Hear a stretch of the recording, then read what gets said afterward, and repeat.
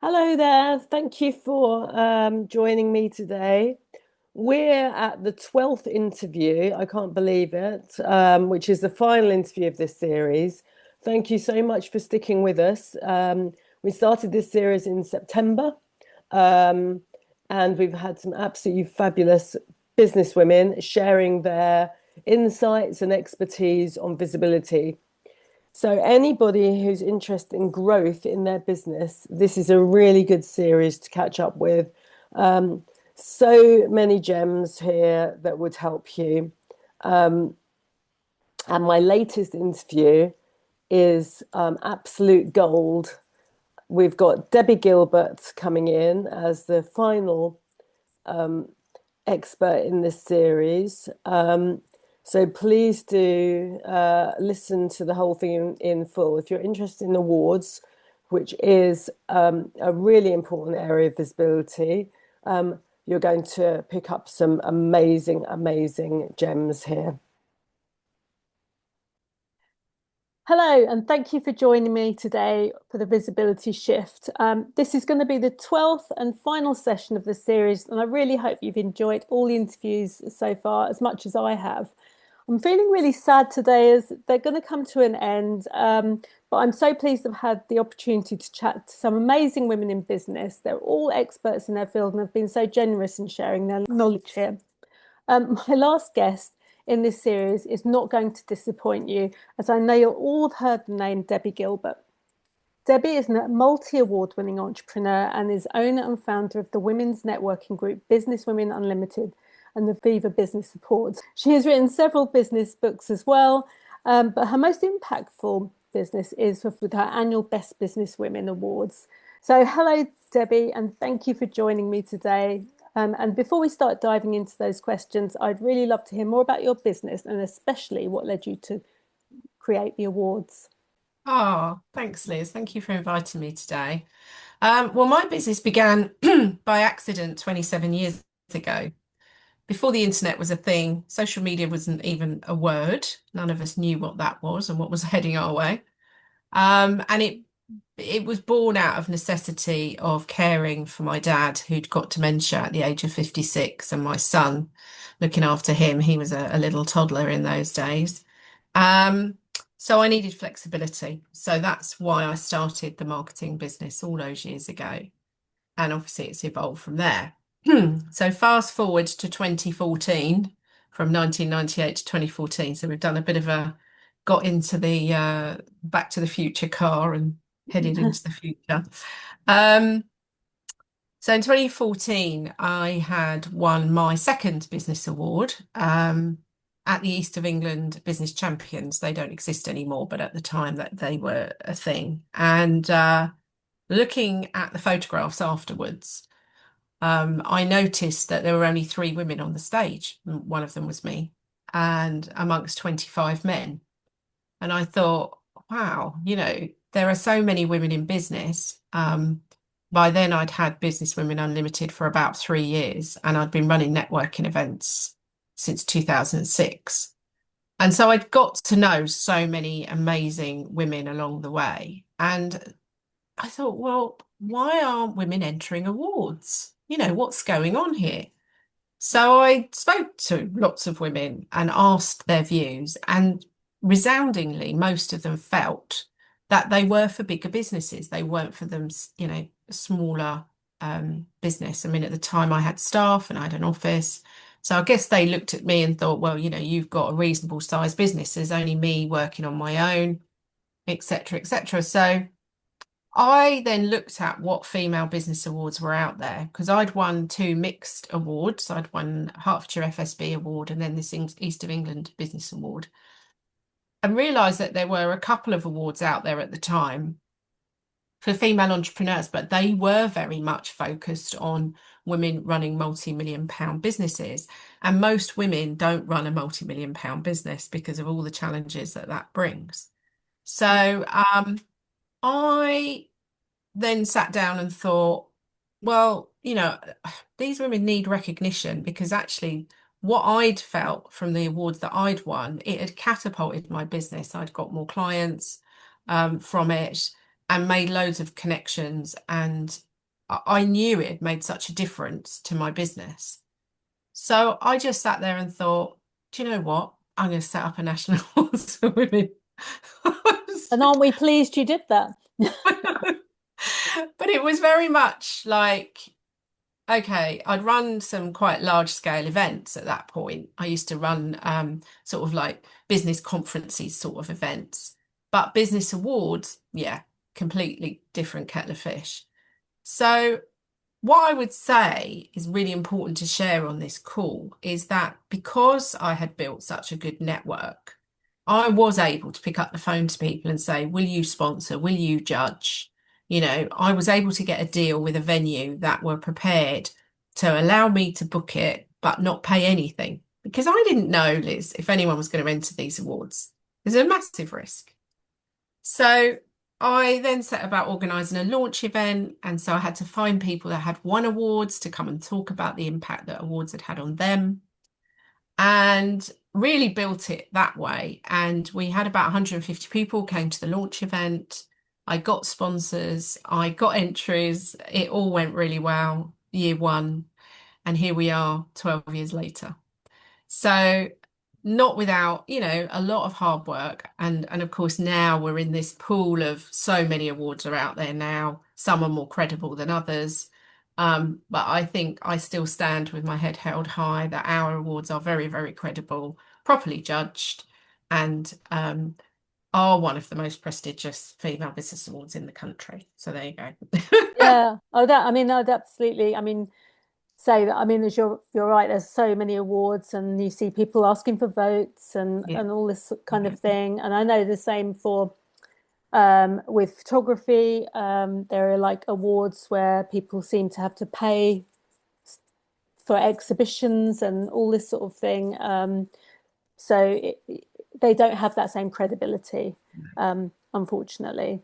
So I do think people need to be careful when they enter that they research properly Yes, what they're, totally. what they're going to do.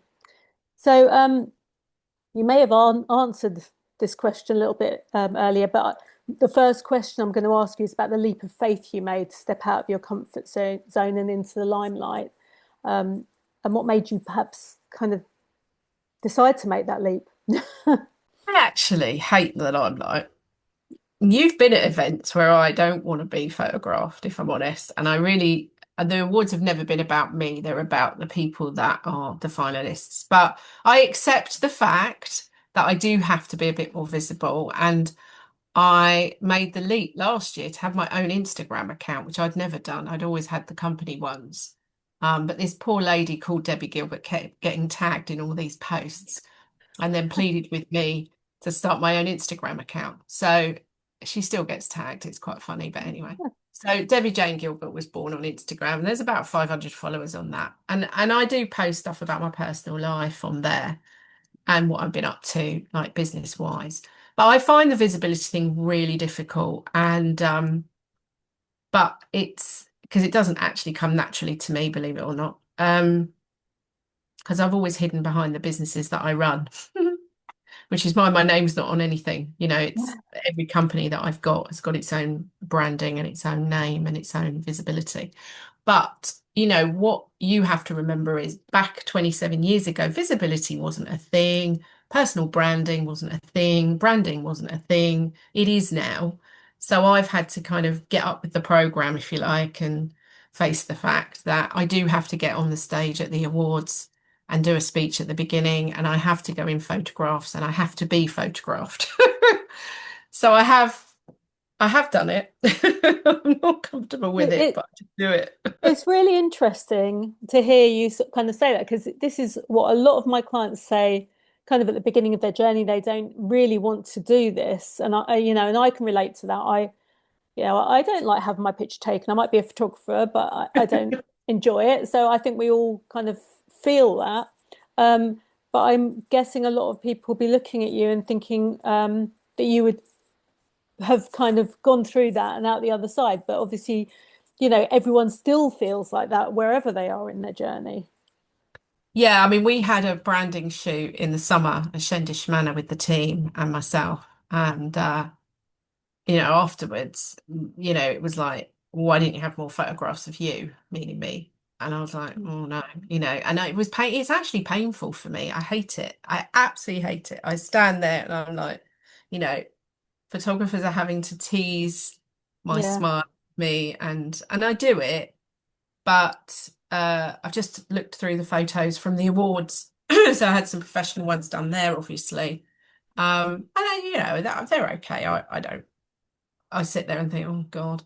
But I know I've got a few projects coming up for next year, and I'm going to have to do more professional photography shoots. And I'm just going to have to suck it up and do it. There are, I think, in terms of like when you do have your photograph taken, and it is hard for a lot of people, and sometimes there are techniques you can do Yeah. after the shoot um, that, I can send you some information at another time. But anyway, it's good. It is interesting that it's a journey for people, and Yeah. everyone's at a different point in that journey.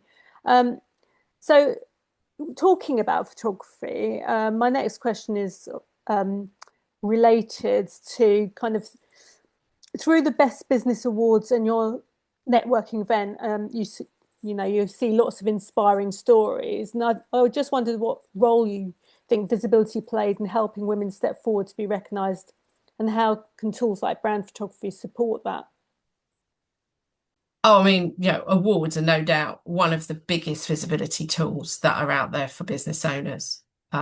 Because from awards spirals the podcast interviews, the speaking engagements, the PR, and you need professional photography. You can take some photos on your phone by all means, but the press want high res quality images. And if you're going to go and speak at an event, they want high quality res images. They don't want stuff that you took on your phone. They really don't. And I think photographers can actually bring out and capture those moments because that's what they're trained to do in such a way that a person taking a photo on a phone can't do. You know, I mean, it's good to have photos and video on your phone, but professional photography and professional video is a complete game changer.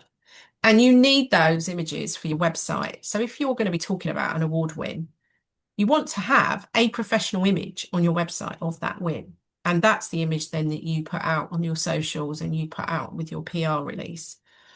So I think, there is no substitute for professional photography. And I had my very first professional shoot, probably I would say 2007, 2008. So coming up for 20 years ago now.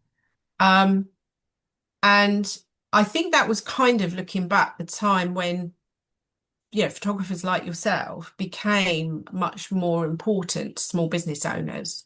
I think up to that point, it hadn't become a thing. But I think with the advent of social media and websites, Yeah. and people realizing that actually how they're positioning their brand and how they look to their prospective clients is so important. So I sort of used to have shoots probably done once every 2 years on average.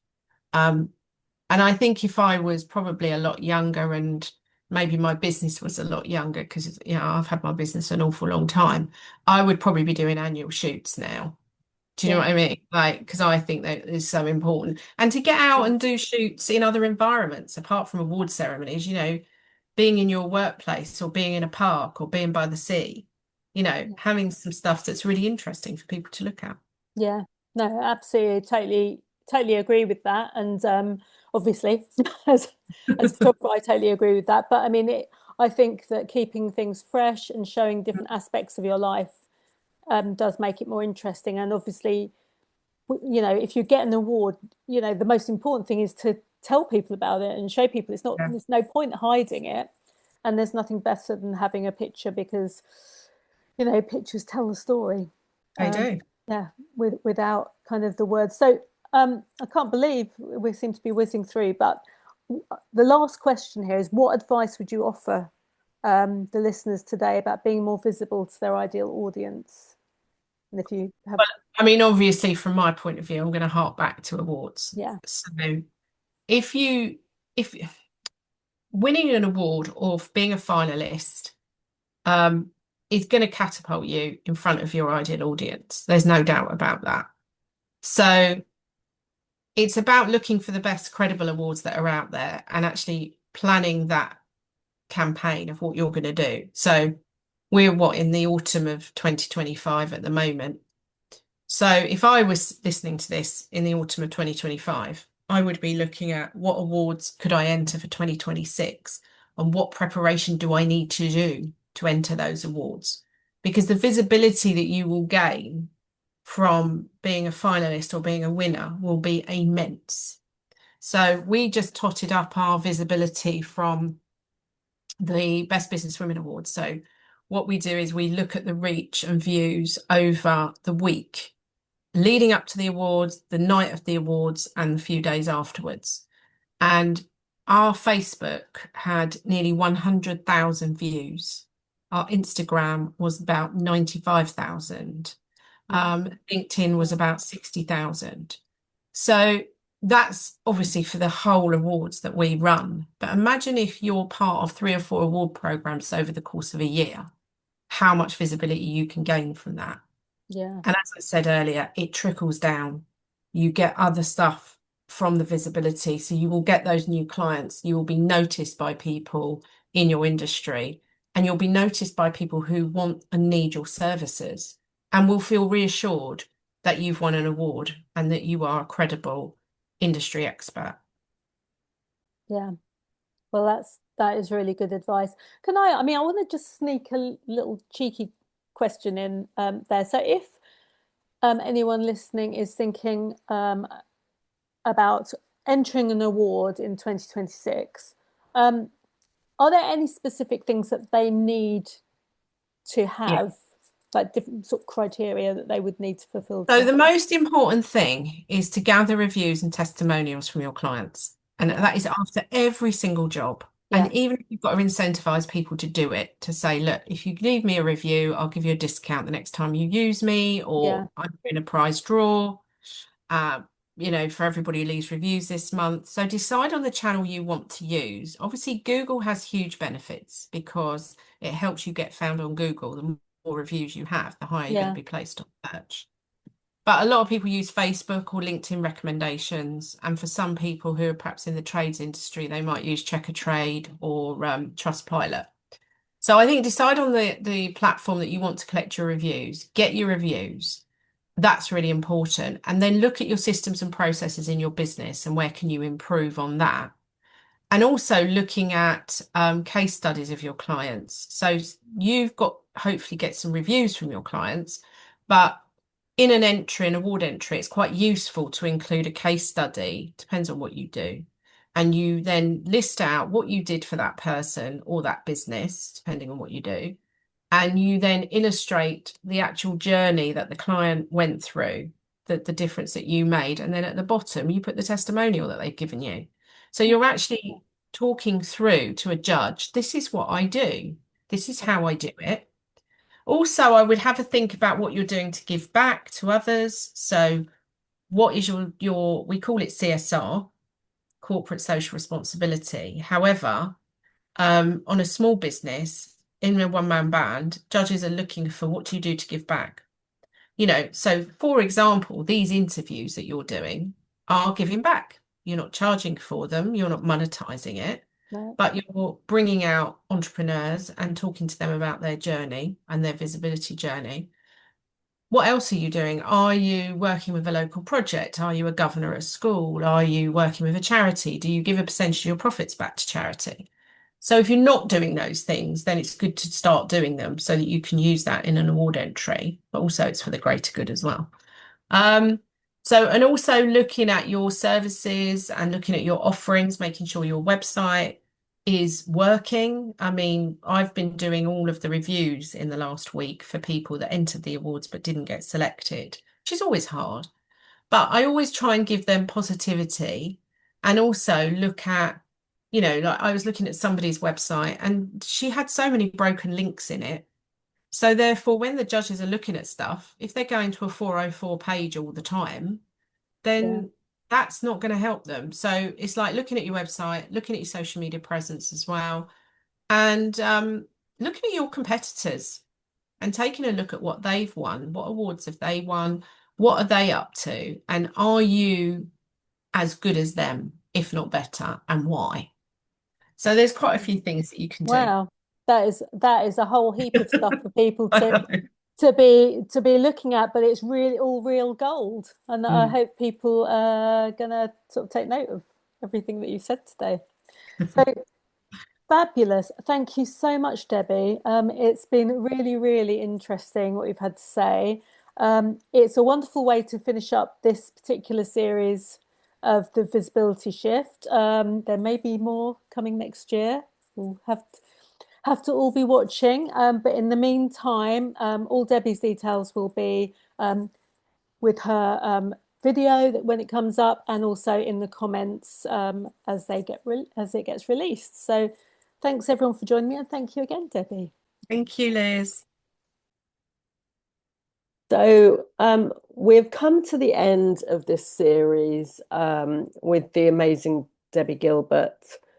I'm so proud of what we've achieved here, and I want to thank all of the entrepreneurs who've taken part.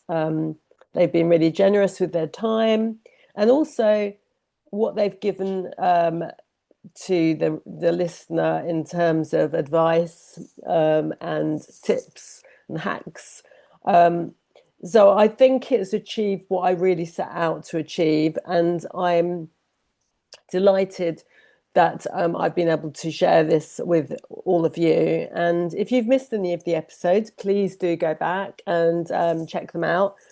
They'll all offer some amazing, amazing gems in there. And I think especially this last one with Debbie regarding the awards, she's shared so much advice and information on how to enter awards as well. So it really is worth listening to all of these interviews. I started them in September, and it's just been a roller coaster. So really, really happy. So for those of you who are really interested in becoming more visible and getting more growth into their business, I'd love to help you. I can offer you brand shoots, but also I run something called a visibility vault, which is all about the strategies behind visibility. So please do get in touch. I'd really, really love to help. In the meantime, listen to the interviews, learn a little bit about visibility, and see how some of these very successful experts are doing it for themselves.